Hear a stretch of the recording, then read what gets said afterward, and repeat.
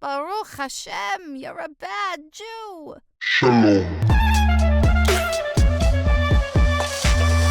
Hey, come on in to another episode of Bad Jew, the place where there was no such thing as a bad Jew. With me today is Marcus Breman. Marcus, how are you today? Exhausted. I just spent the entire day volunteering at an orange grove in the south of Israel in Kidron, so that was really nice. But Amazing. I'm tired. Yeah, and it's hot this time of year, which Yes, and for some Yeah. reason there was a cat that was yelling at me the entire time. I don't know why. well, Israel is known for their cat infestation, and that's why there's no mice or rats that you see on the streets, which is amazing. But I will say this. I'm going to be in Israel between July 22nd to August 13th volunteering and then going to yeshiva afterwards. So I'm about to experience that same kind of heat. But speaking of putting up the heat, I got a little pressure for you, and that is the right of entry onto this podcast, the 4-minute Bad Jew Challenge, where you tell your life story in 4 minutes. Are you ready? Oh, I am absolutely ready. Excellent. Chad, Stein, Shalosh, Yalla. So I was born in Tampa, Florida, but when I was like 2, I moved to a town called Fruita, Colorado. Plugging that, my dad's the mayor, kind of said nice things about it, but no, it's actually great. But you're looking at a third of the town's Jewish population, frankly. So I grew up, I wasn't necessarily that connected to my Jewish identity, kind of because I actually wanted to assimilate and fit in, but then it turned out that I was also gay, so that really didn't work there. But yeah, after my senior year, I didn't really get into any universities that were that great. My first round of college admission, so I decided to do a gap year to increase my odds. I'm going to be very blunt with why I did that gap year. Israel, young Judea, didn't have the best experience with them though. So I ended up doing a program called Mechina Kolami, which is designed to integrate future leaders in Israel with future leaders in diaspora. Had a great time, made great friends. After that, worked for an amazing organization called Harut, Jabotinsky-based organization, a revisionist Zionist, right-wing, but very tolerant. And again, nothing but amazing things to say about that group. Met an amazing mentor, Karma Feinstein Cullen, them. Met one of my closest friends. Herthy, if you're watching this, love you, man. But through them, and then I decided, hey, I want to stay. And so I decided to go to Tel Aviv University and living my best life. And then a certain October of 2023, something happened, and I had a mental breakdown. Like I was like crying in my shower, basically. And then I decided to get on TikTok to try to fight back a little bit because I was tired of hearing, my friends and my loved ones lied about and slandered just because they're Israeli and because they serve the IDF. I'm like, they're not committing a genocide. They are not, these bloodthirsty mass murderers. And I decided I was going to fight back. I decided to try TikTok for the first time. And yeah, the rest is history, I guess. Close to 1,000 followers now, actually. So hopefully I'll be able to go live soon. There we go. And I love that the rest is history. I mean, what you just kind of spoke about, there was something really interesting I just heard recently, which is that there was an Israeli commando who used to, before October 7th, say, I just heard this in an interview recently, but he used to say that this younger generation is pathetic. Like he's talking about us Jews, right? And he's an Israeli commander, right? He was saying this generation, they like to party. They like to live a life of, fluff and meaningless. And just, it's all about the hedonistic tendencies, right? But then post October 7th, he said, this generation is incredible. And he said that the youth has really been doing what the Israeli army can't, which is being the PR that they need. And, Israel is notorious. Jews in general are notorious for having the worst PR. But ever since, yes, so much. But ever since then, young Jews like us have been standing up for quite some time. And we're standing up even more now. If anything, our mouthpiece has gotten louder. And it's been more inspiring, and it's encouraged more creators like myself to come out there and start speaking on behalf of Israel. So I think it's really amazing what you're doing. Even at the beginning, the humble beginnings of 2,000 followers, which is a very similar following that I have, by the way. No, I'm only at 900 right now. I'm hoping to get to 1,000, hopefully by the end of the week. You will. Everyone, make sure to please go follow your favorite gay Zionist on TikTok. He's great. He's awesome. Marcus is amazing. But Marcus, let's get to the actual topic of the podcast here, okay? Here in the United States and in other countries outside of Israel, diaspora Jews who are gay are constantly faced with this question of what side are you on? As a matter of fact, when you are a gay Jew, okay, oftentimes there's a lot of confusion met, and sometimes gay Jews don't feel like they have a political home right now when it comes to their party identity, because you I have the can left, definitely which might stand, yeah, I the dar- left might stand up for your rights, but the right is going to be Zionist with you. And there's a whole contradiction there. That's the flaw of the two-party state that we're in as a country. American politics is just degenerating at a rate that is hard to So bad. quantify at this point. Like it's almost impressive how bad it's getting. So Yeah, our political system is a bit of a joke, especially after the events of this last weekend. Right now, we're recording on July 15th, 2024. This is just days after the attempted assassination of Donald Trump. And so it's just a total joke. It really is. it's like what? So I actually didn't really have much of a gay life before I came to Israel because I was the only Jewish kid and only openly gay kid in my high school. So I only actually had a gay life like after I came to Israel. So I mean, I didn't really feel that pressure, I guess, to choose between Jewish and gay. I was like, they're gonna hate. I was like, they're gonna hate me anyway. Might as well double it up.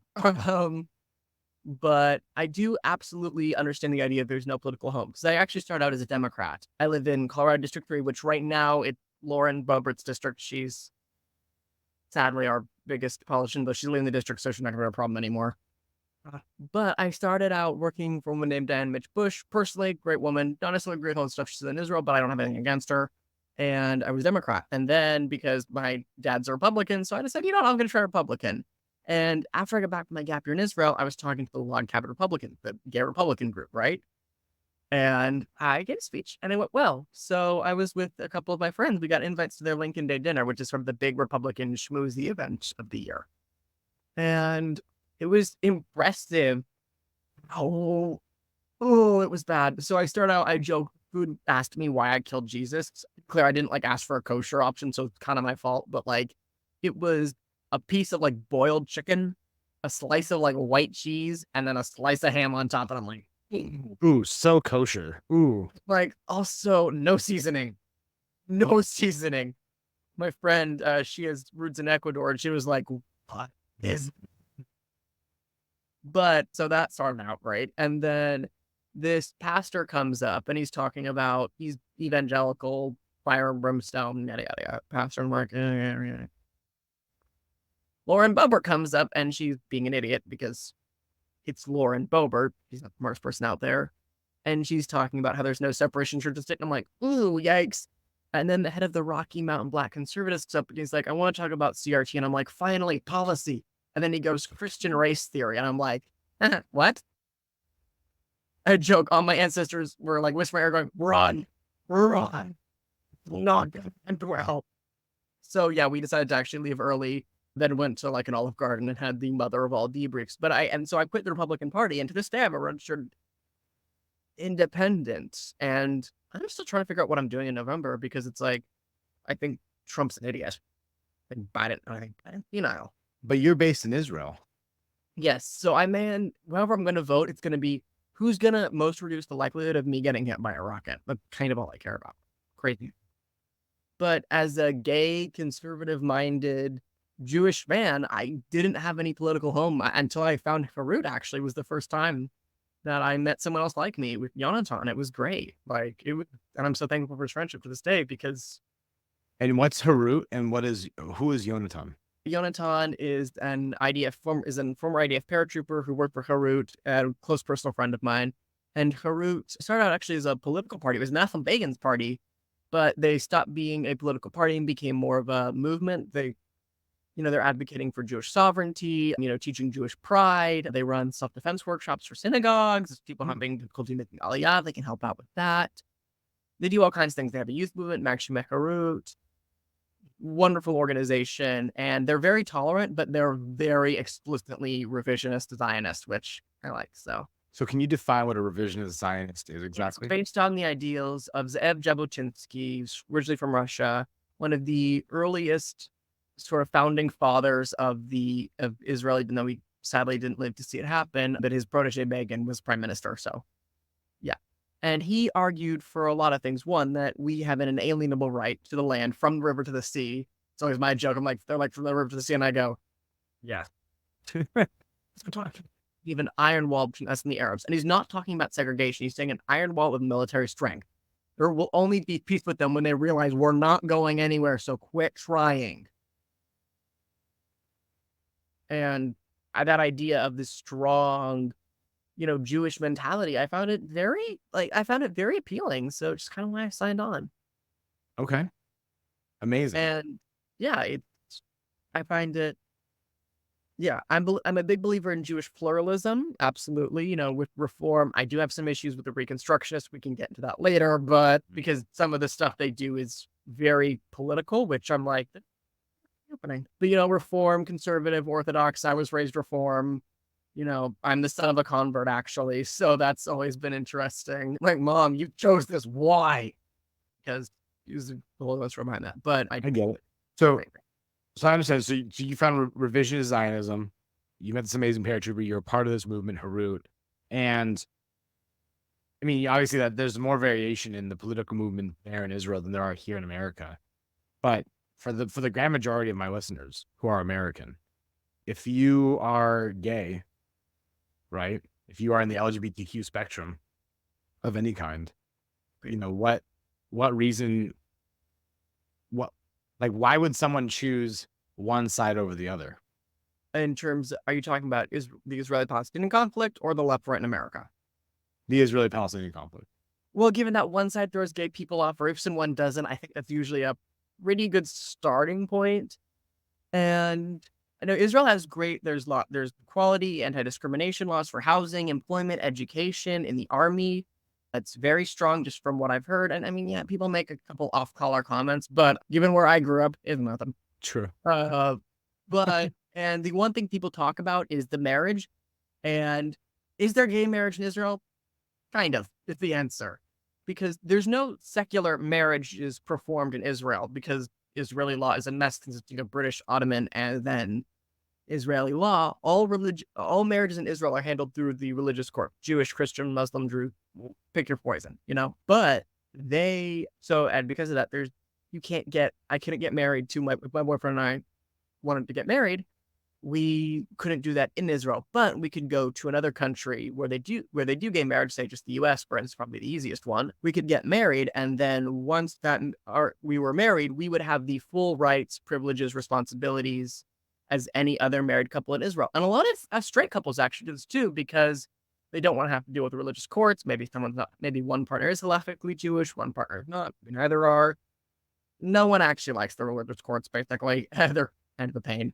But, Israel they decriminalized homosexuality way before America did, actually. So it was done and gays have served in the Israeli military since I want to say the 80s, maybe the 90s. I don't have that exact date in front of my head right now.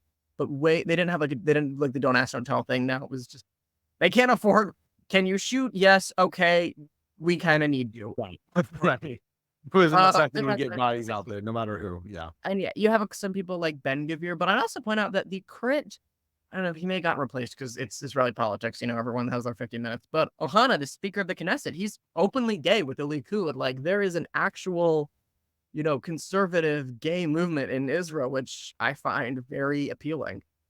It's amazing. So tell me if you agree with this statement. I want to see if this statement makes sense or if it's just completely out of left field, okay?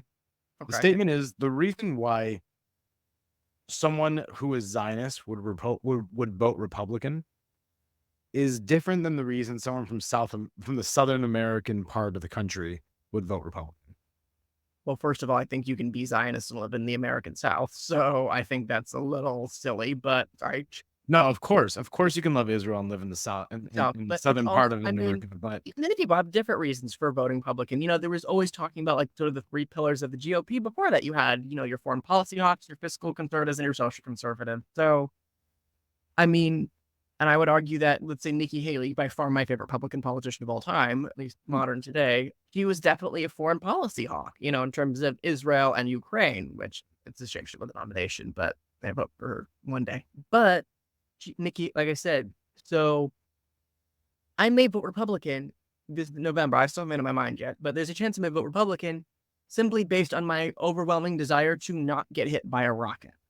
And I think as Jews, we have to realize that I think this is changing, but I think for all of our history, for American Jews, Israel has been like, those oxygen masks on the plane that drop down if the cabin depressurizes? You hope you never have to use it, but they're not getting on a plane that doesn't have one. Good point. And I think for a lot of American Jews, since Israel was founded, that was the idea, was always our backup plan. But I think now we're realizing, cabin depressurized, you see these things in the streets that evoke like Nazi rallies, frankly. And like, I kind of had an inkling it was time to leave back in 2018, actually, because you're familiar with what happened at the Tree of Life Synagogue, right? Of course, yeah, Pittsburgh, yeah. Because that was where my father was bar mitzvah, and that was when I started to kind of get, and the guy did it because it was politically motivated. You saw in his manifesto, and that was when I kind of got just kind of, I was like, ooh, I was like, there's something going on here. And then you had Charlottesville, and then you had, the pro-Pally stuff. And you're actually seeing David Duke is talking to like some of these like far left people about, they're using the term Zios as a slur, which is something that was coined by David Duke. And I'm like, you're supposed to be on the left. Why are you quoting like the guy who was in charge of the KKK? Right. Make it, in the words of Blair White, make it make sense. Right. Yeah. No, for these reasons, by the way, I personally I don't have a political home here in America. And I can very much resonate with the idea of going to a place that A, 100% will support me as a Jew. And then B, I have a higher chance with the multiple political parties that are there, not just two, but more than two, higher chance of finding a political home. America should take some of ours, is my take. Please. Yeah. So it's an interesting idea for sure. So here's another question for you then, right? Here in the United States, a term that gets used by the pro-Palestinian side a lot, the term pinkwashing. What are your thoughts on the term pinkwashing? And is it appropriate to use as a justification to hate Israel? I think it's nonsensical. I'm going to be honest. Pinkwashing, like when we give LGBT Palestinians asylum. I don't know if you saw the case of Abed Abu Macharia. I probably butchered his name there, but he was a gay Palestinian who was living in Haifa because he was getting refuge. And then he was literally kidnapped by his family back to Judea and Samaria, the area under Palestinian control. In the West Bank. And he was beheaded publicly. It was a whole thing. Yeah. So I don't want to be accused of pinkwashing by a bunch of people who have never known, who don't know what they're talking about, frankly, who have, lived these cushy lives in like New York City or LA, where you had a, I don't know, a GSA at school or whatever. Like, I don't want to hear about it from you, Becky or whatever. You know what I mean? Like, it's like Emily, Becky, one of those. So, shout out if you're watching this, your name's Emily or Becky. I'm sure you're great. I love you. I don't blame you for the action. Right. But it's ridiculous. And the idea that Israel is somehow weaponizing LGBT rights, how? By like being chill about it? Like, that's not a weaponization. And yeah, we point out sometimes like Queer for Palestine, aka chickens for KFC and like for salt. It's like, I would refuse to support any group that actively wanted me dead. And let's be very clear, Hamas wants gay people dead. They kill them all the time. Like I said, throw them off buildings, beheadings, you name it. And they accuse me of, using that to excuse the actions of Israel. I'm like, no one is justifying this war in Gaza because of what they do to gay people. We're doing it because of October 7th. Like, come on. Right. It's absolute. I literally had someone accuse me in my TikTok of trying to, talking about a false genocide claim because they're like, they have around, 5 different things they can say that they need to can be creative. But saying that I was trying to justify it because of what they do to gay people, I'm like, no. I'm like, no one has said ever. Pinkwashing is strong with that troll. I mean, I don't get the pinkwash claim personally, but I can tell you that for every one post I make on TikTok, which is vile with hatred, like I get at least 5 to 10 different "you're committing genocide" comments on there. It's like their one thing. It's their word of the day. I'm telling you, they learned a new word and they can't wait to use it. That's my theory. Ironically, they don't know that a Jew invented the word genocide, for the record. Yeah, we can just say they don't know. Yeah. Okay. So then I have a question. What is something that you wish more liberals and Democrats knew about Israel? And what is something you wish more Republicans and conservatives knew about Israel? So I think more liberals and Democrats need to realize that Israel is actually the only, frankly, the most successful decolonialization project in history. We resurrected a language from the dead. We, rebuilt the destroyed ecosystem of our native land. We practiced our rituals that we hadn't been able to do for thousands of years because we were in exile. Like, when you want to talk about decolonization, look to Israel. In fact, I believe one of the World Associations of Native Peoples actually moved their embassy to Jerusalem, which I thought was so beautiful. Because absolutely, we stand in solidarity with, land back and decolonization movements around the world. Because we were one of the first ones to actually succeed. And when I think more Republicans, I'm starting to see a bit of a anti-Israel trend growing on the right, actually, too. It's part of this like isolationist group. I'm saying that our security is your security. Israel is if we fall, you guys are next, because the Iranian-backed radical Islamist terror groups that tried to murder us all on October 7th, we're the little Satan. You guys are the great Satan. And we are America's best hope of defeating the Iranian threat. Well, that other than the amazing people of Iran who showed us how to actually protest for something that's important, not a manufactured genocide claim. But Absolutely. If you listen to what the Iranian people say, not the Iranian leadership, the Iranian people themselves, they don't like a majority of their leaders. Now, they recently just brought in a new leader. I don't remember the name of the new leader right now, but it's still early in his career to know what he's really about. I've heard I'm friends with a lot of people in the Iranian diaspora. He's a butcher, just like the rest of them. Do not expect anything from this guy. They're all the entire regime is a bunch of monsters. But I would So say we the diaspora is like our only friend, I feel like, some days, because I was talking with my mom about this. Some of our closest friends back home, this great Ukrainian family. I joke they're my Ukrainian host family because I always go to their house after school because they live near my school, so I would go to their house. But we were always close. We've become even closer, sadly, since October 7th, because they get it. Like, they understand that we're facing the same threat. Hamas is financed by Iranian money that they got from selling drones to the Russians to use against the Ukrainians. Like, when I say it's the Taiwanese, they get it. The Ukrainian, they get it. And and the Iranian diaspora, they get it. And I think as Jews, obviously I think we're doing the best we can, but I do think we need to really focus on reaching out to those groups. Stop trying to get, white leftists on Twitter. Anyway, start talking to people who have actually been through this stuff, know what we're dealing with, and can, help us. We can work together to figure out how to solve some of our problems, since there's this Russia, Iran, and China's involved too, but there's Russia, Iran, China alliance that's kind of ruining the world right now. And, and if you want to talk about gay rights, those are three of the worst countries. In Iran, they kill them or force them to have sex changes. Russia is like super restrictive on them, and China is moving in that direction, frankly. So I would tell to the LGBT community, we're fighting the people that want you dead. So why are you trying to attack us? Like, doesn't make sense. Doesn't make sense at all. But I like the way you put that.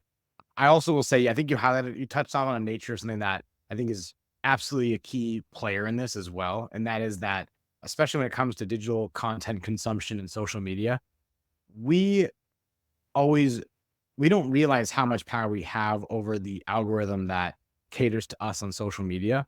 And because of the things that we like and the things that we don't like, the things that we choose to see more of and things that we choose to see less of, social media is only going to give you, as the social dilemma, that documentary pointed out, it's only going to give you the echo chamber that you have asked it to create for you. And because of that echo chamber that is created, you will be incapable of getting a more worldly view. And so any intellectual can make the mistake of feeding into a bias they only want to see. I saw something from an Instagram account. I believe it's called Feminist. I think it's just called Feminist. It's like the primary feminist account. It's a huge following, right? And it made a post recently that said, the most important thing that you can do right now are unfollow these accounts. And it primarily only focuses on super right-wing accounts, including Donald Trump's account. I personally, by the way, for the record, do not follow Donald Trump's account, but I do get plenty of conservative information as someone who is a registered Democrat, even though these days I'm feeling more like an independent. And these days I'm feeling more like a moderate with some left-leaning ideology and, quite frankly, some right-wing ideology. I'm right in the middle. I'm smack dab in the middle. And A little right for me, but so, yeah. So the thing about me though is that intentionally unfollowing content that has differing opinions of yours is incredibly harmful and incredibly misguiding, and quite frankly, just as a propaganda machine. That is the definition of propaganda: is taking away any potential of critical thinking, so that way you can only get one narrative, feed into it, and say that this is right. Any intellectual can take limited information and spin it to make sense for them, but it doesn't make sense if you're not getting a more holistic view. I talked about this. The pro-paladin movement, I maintain, is displaying some legit cult-like behaviors with some of this stuff. Because you saw they had the celebrity block list where any celebrity who kind of at one point vaguely acknowledged Israel's existence was blocked. You had they're trying to boycott Google, which, to be fair, I was unaware they knew how to use anyway, clearly given some of their points. But no, seriously, they're trying to boycott Google, anything that they talking about this ridiculous lie of manufactured consent. And I'm like, this is literally, it's giving QAnon. Like the idea that it's just the left-wing version of QAnon, truly, at the pro-paladin movement point is. Because, anything they don't like, Zionist propaganda. They own, if you are, follow anyone who has any disagreeing opinions, oh, you're,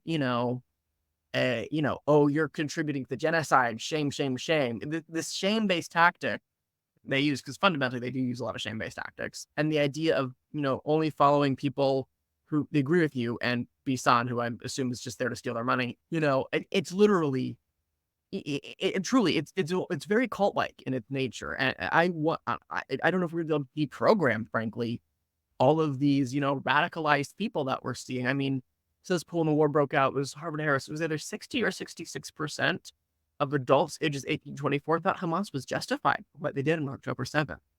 And that is a number that has kept me up at night, because I was talking to my friends, I'm like, you have to end Hamas and Hezbollah now. If this happens again in 20 years, you will not have any outside support whatsoever. End this now. I think I couldn't agree with you more, Marcus. Seriously. Now, question for you. We've now had an equal 4 years between the two last presidents of the United States. How did Donald Trump do as a Zionist, and how did Joe Biden do as a Zionist? Okay, so Trump, obviously, we had the embassy move to Jerusalem, but there's some things he did wrong that I feel like a lot of right-wing Zionists that are like more right-wing in America, again, appreciate their allyship. They're doing, this is not a criticism. This is a, hey, let's get the full picture here because we need that. Trump at one point tried to give Judea and Samaria to the Jordanians. Nobody wanted that. The Jordanians were like, no, Palestinians killed our king. Screw this. Palestinians are like, no, we want our own state. The Israelis were like, I'm sorry. What? And there's also a rumor, again, it's one of those things that it's hard to verify because, Washington, D.C. gossip, but I'm here for him. Trump gave the Russians information on the Iron Dome. He talked about it with them. The Russians, of course, told the Iranians, who told Hamas, which is why the Iron Dome is not quite as effective as it normally is when this conflict broke out. Again, that's just a rumor.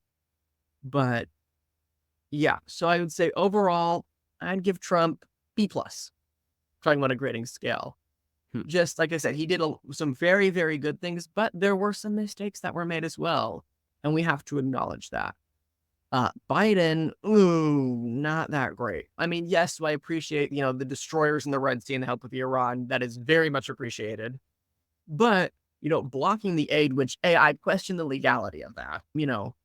If he had vetoed the aid package, that would be totally legal. He is president of the United States. He has his constitutional right to veto a proposed aid package that Congress has passed. Absolutely. I would have given him so much flack for it, but but the legality would have been on. But, with the idea of, holding up aid, and I think, what's her name? Tali Gottlieb. I don't always agree with her, but then in the case of those, the craziest person you've ever met said something that made sense.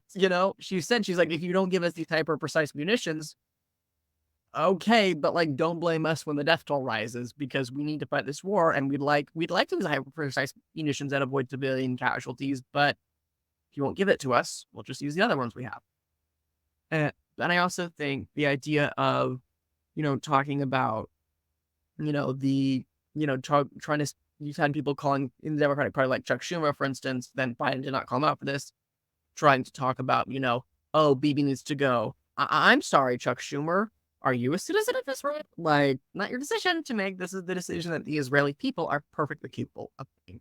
That was pretty bold. Yeah, I agree with that. That was pretty bold. I think that I think as time goes on, Biden has become less of a Zionist. I think, Kamala Harris is out there talking for a ceasefire and praising the pro-Pally protesters. If you've seen that, she has been praising them. So, not fun. And again, the thing is, we don't know who's running the Biden White House, so it's a little hard for me to give a good answer. But obviously, I'd say C-. Not the absolute most atrocious, but not great. Interesting. I really appreciate your level-headed response to this, by the way. There are people on both sides of this that have such a clear bias to this that they would automatically give the other side that's not them an F. And I challenge those people that automatically would say that, oh yeah, that president got an F because he's not on my political party. Whoever that person is, if you are on any side of that extreme, I'm sorry, but you're just not seeing the clear facts that make for a more moderate statement. Because I think that there's much more color to the picture that is painted, and it's not black and white the way you've described. And I appreciate you being moderate. I appreciate you giving a very balanced opinion to all of this and to giving insight to this. Everyone really should go check out your favorite gay Zionist on TikTok. He has great content. I really love all the stuff that he's doing. And I wish you luck on your studies there in Tel Aviv. You're doing great work. From these classes, I think I'm going to need it. And to the listeners of Bad Jew, please go on to badjew.co. That's the best way to support our content. You can buy your Mazel Tov t-shirt, your Hebrew coffee mug, and so much more. Also, be sure to follow us on TikTok and Instagram at BadJewPod. Also, if you can, please leave a review on Apple Podcasts and Spotify. And to the listeners, we'll see you next Wednesday on Bad Jew. Shalom.